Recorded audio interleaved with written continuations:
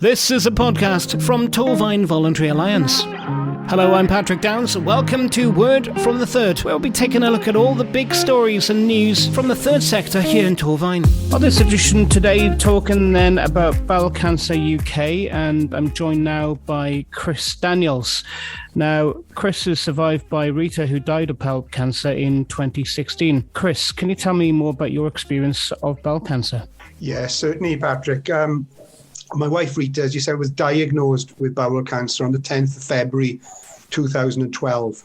When most people think about bowel cancer, they think about people in their 80s catching the illness. Rita was just 48 years old. Subsequently, I found out that people as young as 20 can catch the disease, but back then that was absolutely devastating to us, as you can imagine. Rita was healthy, she was fit, she was active, she always ate the right things. You know, nobody deserves cancer. Rita certainly didn't. So what symptoms did she have? She had slight changes in her bowel habits. She, on occasions, had a little bit of mucus in her stools. And on one occasion, she had one small spot of blood. To be honest, we didn't know a huge amount about bowel cancer back then. There wasn't the knowledge maybe that's available these days. Our understanding was that Rita might have lactose intolerance, and that's the reason why we went to the GP. How quickly was she diagnosed? Well, Rita was lucky. She was diagnosed very quickly. Our GP was on the ball. Back then, that wasn't always the case. Thankfully, Bowel Cancer UK have done a fantastic campaign subsequently called Never Too Young, which Rita took part in, to show that people can catch bowel cancer, under the age of 50. But our GP at the time was very switched on, and he did put Rita through immediately, for a test. And it's interesting, as I've said, we didn't know a huge amount about bowel cancer. I mean, when you think about things like testicular cancer and breast cancer, there's been some fantastic campaigns done over a considerable amount of time there to sort of get away the embarrassment of those diseases. So when you think about those illnesses, people understand, they understand what you need to do to actually check yourself out. They understand what the screening system is. They understand the treatments that are available. None of that was out there in relation to bowel cancer back when Rita was diagnosed. So it came as an immense shock to us when Rita was told that she had stage 4 bowel cancer. When the tests came back, she was told that she was treatable but not curable. And, you just never want to hear that phrase. Rita's bowel cancer was a rarer form. It didn't come about because the tumour had burst through the actual bowel wall. It had spread through her blood, and therefore it was already in her liver, her lungs, and a few of her lymph nodes. What kind of treatment did she have? Rita had 2 forms of chemotherapy. The first went in through on the day that she had the chemo. The second was tablet form, and they went in over a few days. And those tablets were so toxic that if I just touched them, I had to go straight to seek emergency help. Whereas Rita was putting those into her body every 12 hours. She also had an agent which would stop new cancer cells forming in her body. And on top of that, then she had a host of other treatments to try and combat some of the side effects that these treatments were giving her. Things like anti-sickness, anti-diarrhea pills, and she had various ointments and creams because her skin would become incredibly dry during chemotherapy. But the side effects on top of this, some of them couldn't be dealt with. So, for example, over the period of her treatment, she lost all feeling in the ends of her toes and her fingers because the nerve endings were destroyed. She lost her hair 4 times, which, as you can imagine, was absolutely devastating for her.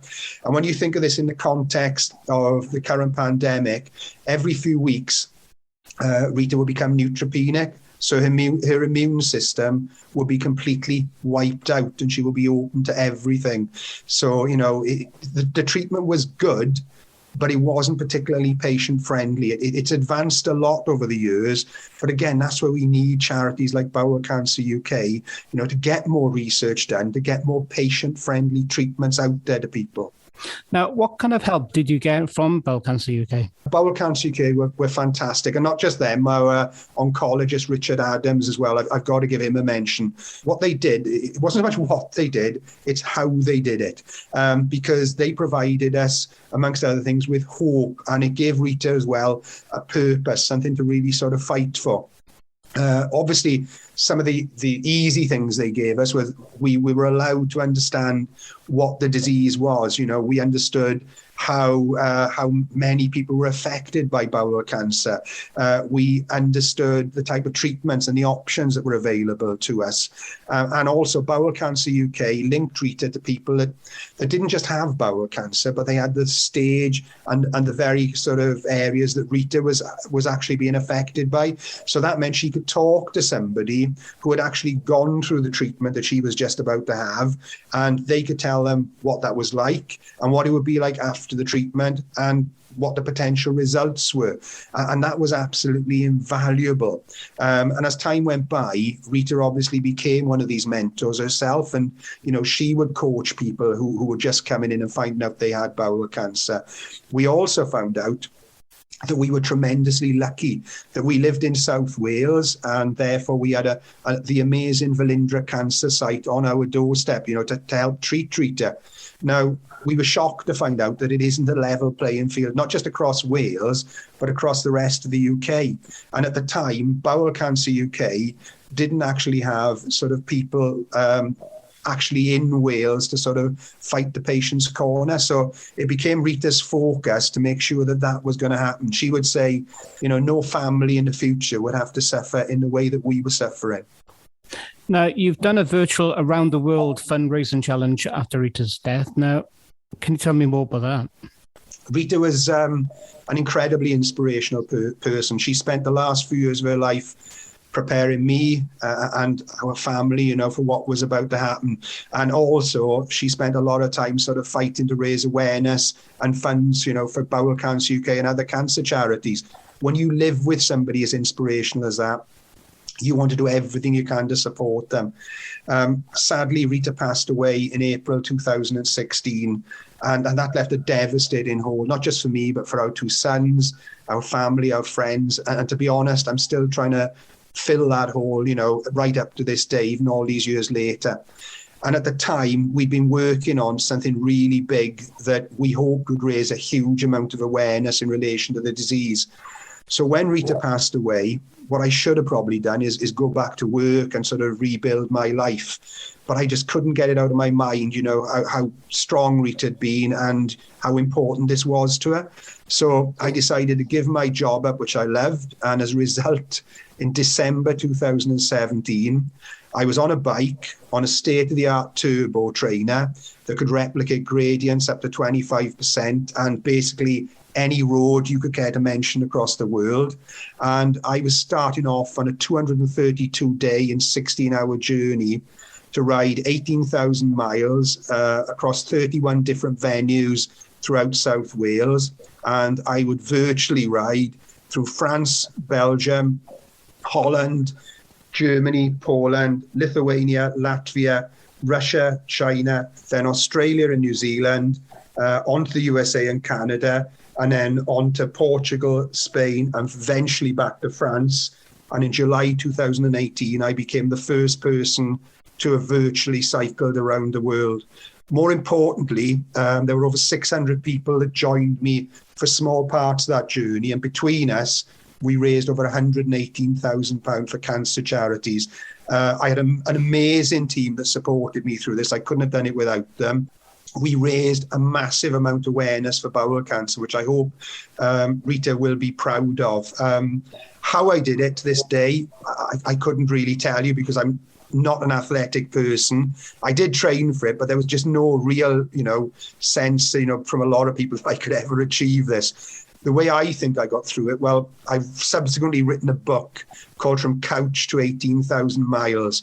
And that phrase alone shows, how far away I was from actually achieving this when I started it. But I feel I had Rita's determination and spirit with me throughout the journey. I would say that she was the wings beneath my wheels, and that's what got me through it eventually. I think that's just amazing, really. It's 18,000 miles when people talk about couch to 5K, but 18,000 miles is just it's just amazing, Chris. How important then do you feel that people are bowel aware? Yeah, it's absolutely vital that we are bowel aware.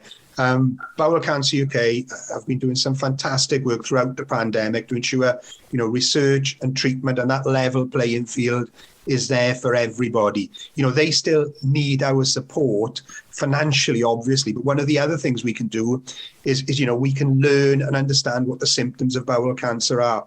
I'm now bowel aware, and I do understand that people, can still be embarrassed about seeking treatment. Let me tell you, in July this year, I had, issues with my bowel. I had a small amount of blood coming out, when I went to the toilet, and my stomach was very tender. So I sought medical help. My doctor was fantastic. Even though the pandemic was going on, he said, we want people, that might have this illness to come along and see us. He referred me through for all the tests. I went through a CT scan. I then went on to have the camera. And through no point of this did I ever feel embarrassed, these people are professional. They really look after you. And, by being bowel aware, that meant that I was given the all clear. I had something called diverticulitis, which mimics the symptoms of bowel cancer, but it's obviously nowhere near as bad. Most people that go for these tests, they'll come out and they'll find they have nothing wrong with them. But I was speaking to the professionals, the health professionals who gave me that camera, and they were telling me some of the things they're worried about is people not coming forward. They said even the screening test that has been reduced, thanks again to some great work Bowel Cancer UK have done, to 58 in Wales at this moment in time, and it's going to come down to 50 over the next few years. Only just about half of us are returning that test. Now, that is just incredible. And that's the one big thing we can do to really cut down on this disease. I mean, I don't think I'm unique in this way. I've got a dog, 2 cats, and 2 grandkids under 4 years of age. I probably get involved with more poo that has nothing to do with me over every single week, than you'd care to want to. And I'm sure lots of us are like that. So why would I care about getting a really tiny, small sample of my own poo and sending it back? When you consider what the results of that could be. These professionals told me that in over 90% of cases, if bowel cancer is caught early, then you'll be completely cured. Now, when you think about it, that would save all of the devastation, that Rita and my family went through. It would save all the heartache of losing somebody, and it would save the NHS absolute millions. It's 2022. We've got to stop poo-pooing the poo test, and we've got to become bowel aware.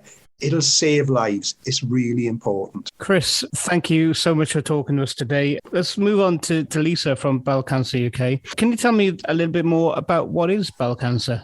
Hi there. Yeah, so bowel cancer is also called colorectal cancer, and it affects the large bowel, which is made up of the colon and the rectum. How common is it then? Bowel cancer is actually the 4th most common cancer here in Wales and the 2nd biggest cancer killer. Every year in Wales, more than 2,300 people do unfortunately get diagnosed, with over 900 of those sadly dying from the disease. But as Chris said earlier, this really doesn't have to be the case, as it's very treatable and curable when found early.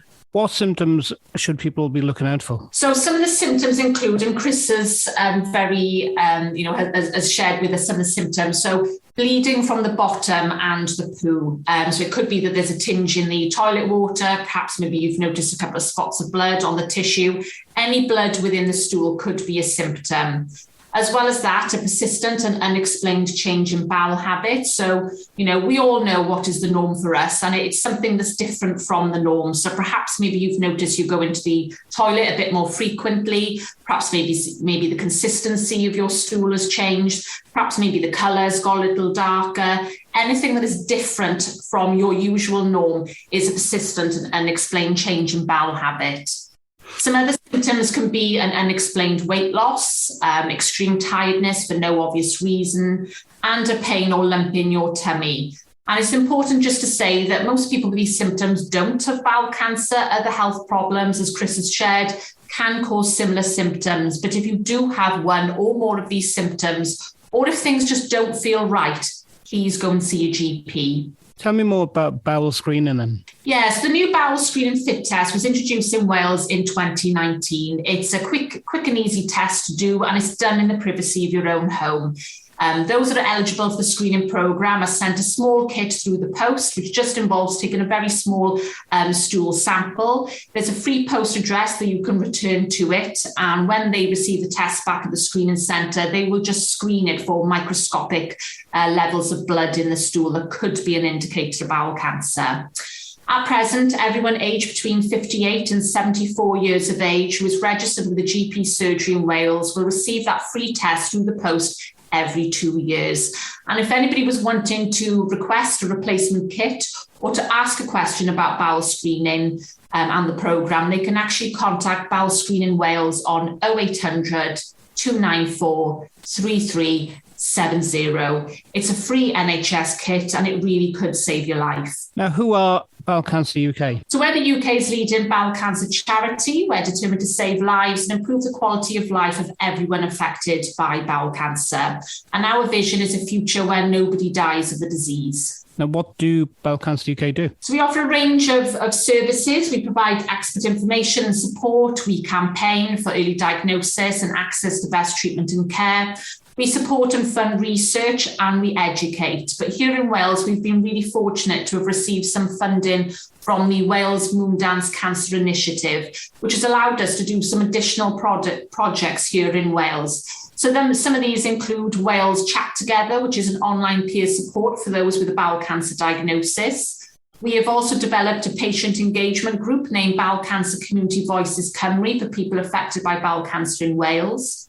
We are educating and supporting healthcare professions. In particular, we're trying to work with a project with community pharmacies. And we are also going into community groups and places of work and offering 3 30-minute bowel cancer awareness talks. Now, what can people do to get in touch? Anybody who was interested in any of our services, whether they wanted to access information, book a free talk, or access peer support, they can do that by visiting our website, which is www.bowelcanceruk.org.uk, and we do have a specific page on our work in Wales.